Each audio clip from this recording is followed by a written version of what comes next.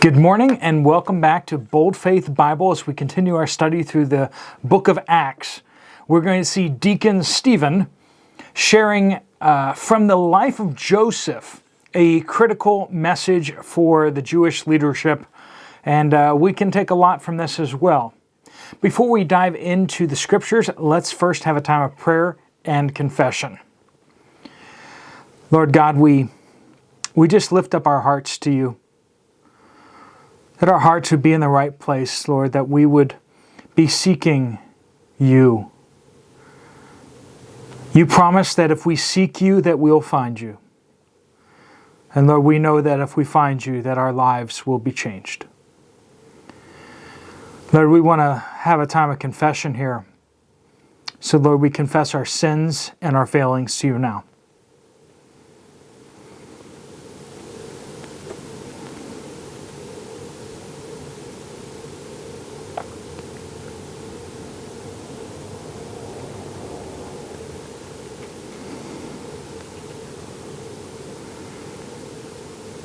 Lord, in Jesus, we find forgiveness for our sins.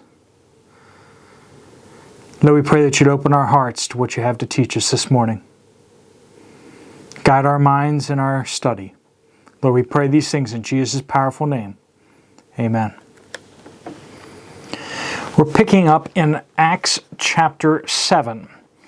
Once again, this is Stephen's defense before the Sanhedrin. They have dragged him before them and have charged him with blasphemy and various lies that they've made up about him.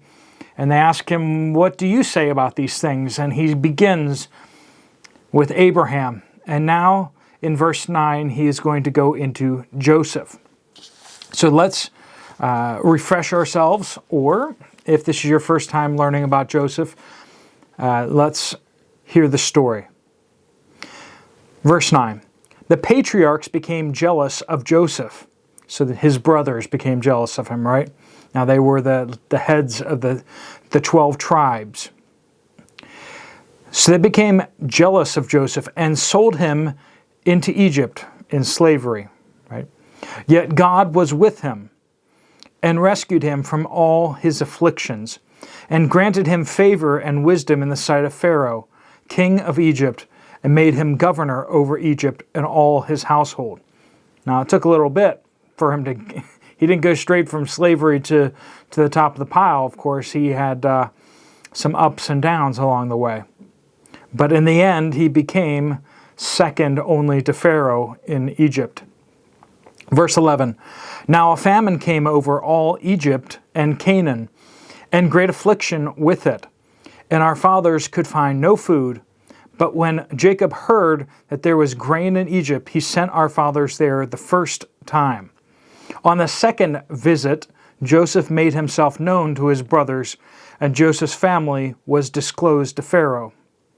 Then Joseph sent word and invited Jacob, his father, and his relatives to come to him, 75 persons in all. And Jacob went down to Egypt, and there he and our fathers died.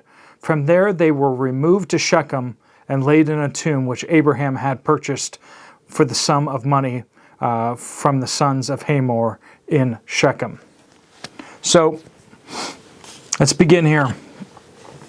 The patriarchs, his brothers, became jealous of Joseph. And so what did they do? They started to get ready to kill him, but instead they decided that it would be better to sell him into slavery. So they sold him into slavery into Egypt. And of course he goes down to Egypt because of the evil done to him. Perhaps you've had evil done to you. Perhaps people have done things to harm you, whether on purpose or whether just their selfishness caused you harm. But we see here, yet God was with him. If we are children of God, he is with us.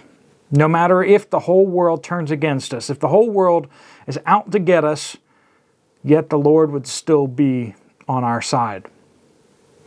Or rather, we'd still be on his side, right? But we have this promise that he will never leave us nor forsake us. Joseph and the Old Testament saints didn't necessarily have this promise, But now we have the Holy Spirit indwelling within us, and we have this promise that He will not ever leave us. That you could say, if you are a believer, if you are a Christian, yet God is with you. Whatever, fill in the blank with whatever hardship, whatever evil has been done to you, yet God is with you. That should be a great encouragement and a reminder that the battle is not over, that the race is not over, the end is not in sight. As much as it may seem very bad, yet God is with you. And with God, all things are possible. Verse 10.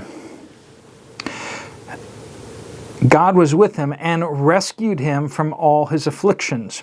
Now, if you know the story of Joseph, you kind of almost have to chuckle a little bit at that, right?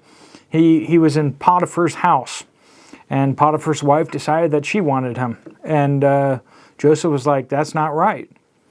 And so she lied about him and got him thrown in prison. So he was in prison for years and was faithful there before he finally was vindicated before Pharaoh through interpreting dreams. But he suffered in prison. He was a slave, and then he suffered in prison for doing good.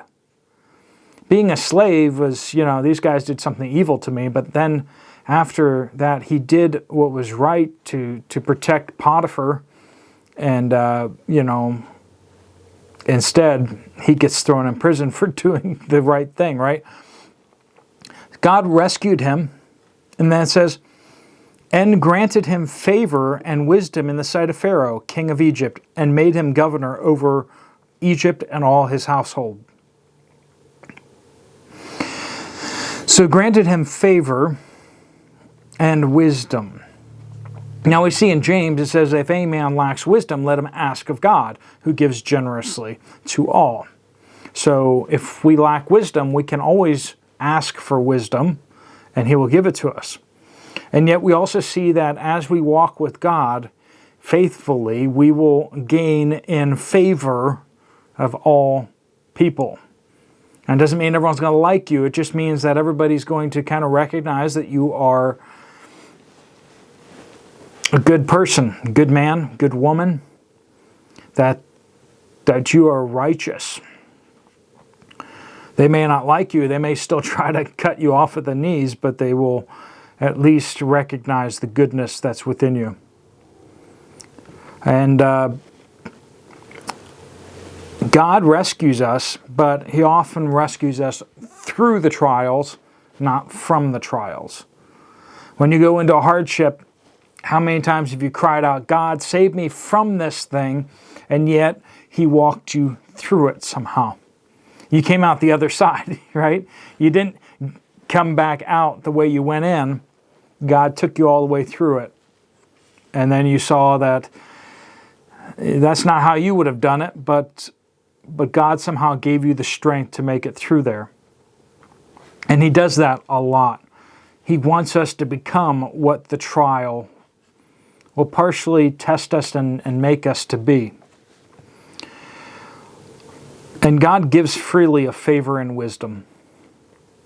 When we are Christ-like, we will, once again, it's something hard to say. Everyone kind of recognized there was something special about Jesus, but not everybody liked Him. Not everybody was for Him. A lot of people tried killing Him because they feared Him. And all throughout history, Christians who have walked with God have been feared by people, they've been jealous of those people, they have been, but they've admired to an extent as well. Everyone loves Mother Teresa, but yet nobody was really willing to do what Mother Teresa did. You see what I'm saying? There's a righteousness that people want the benefits of, but they don't want to do the hard work to get there. Verses 11 through 14. Now a famine came over all Egypt and Canaan, and great affliction with it. And our fathers could find no food. But when Jacob heard that there was grain in Egypt, he sent our fathers there the first time. And so naturally, what would you have done if you had been sold into slavery by these brothers of yours and they came to you begging for food? Would you load them up with food and send them home and be like, would you at least make them feel bad about it by saying, hey, remember that guy who you sold into slavery? Yeah, that's me. Let me twist the knife as much as I can. He didn't do that. He forgave them and he blessed them. And we see that further. On the second visit, Joseph made himself known to his brothers, and then he disclosed to Pharaoh his family. And then Joseph sent word and invited Jacob his father, and all his relatives to come to him. So he didn't just forgive them, but he also sought to bless them. And it can be hard to forgive and to seek to bless those who have tried to harm you. And yet that is exactly what we're called to do as Christians. Yes, that person that just pops up in your brain when I say that, and you're just like, no, not that person. Nope. Yes, that person. But Steve, you don't understand this person. How? I don't know. But God, who commands you to forgive them and to bless them and pray for them, does know. Jesus, who was crucified wrongfully on a cross and beaten and flogged and mocked and whipped, he's the one who said, love your enemies. Pray for those who persecute you. Yes, he's the one who said that. So friends, we must learn to release things to God, to allow Him to judge, and for us to seek to do good for all people. And how do we do that? Well, we need to constantly remember what we deserve. Like, constantly confessing our sins, constantly reminding. Why do we confess our sins? Is it so much for God's sake, or is it more for our sake? For us to remember that we've done nothing to earn our salvation. And that if God were just, He would cast us out on the street. He would abandon us. But He is merciful. He is gracious, and He loves us and bountifully pours blessings onto us who do not deserve them. How shall we do anything different to those around us? That's the question. How can we do something different to someone else? And then finally we see that they in hope, in verse 15, and Jacob went down to Egypt, and from there he and his fathers died. From there they were removed, so their bodies were taken to Shechem and laid in the tomb which Abraham had purchased for the sum of money from the sons of Hamor in Shechem. So they were brought up back up to the promised land. So all the patriarchs and Jacob were brought up. The only person who wasn't was Joseph. Joseph was left in Egypt, but he made them promise on his deathbed to take his body with them when they left. But they were so focused in on the promises that God had made to Abraham, they said, this isn't our home. Okay, sure. One of our family members is the second in power in Egypt, but this Egypt is not our home. Israel is our home. That is the land that God will give us. So that is where we will be buried. And so in faith they do that, and so does Joseph. He says, you will carry my bones.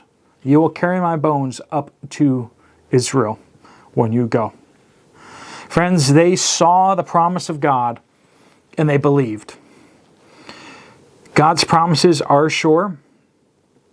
They're the only firm thing that we can build our lives on.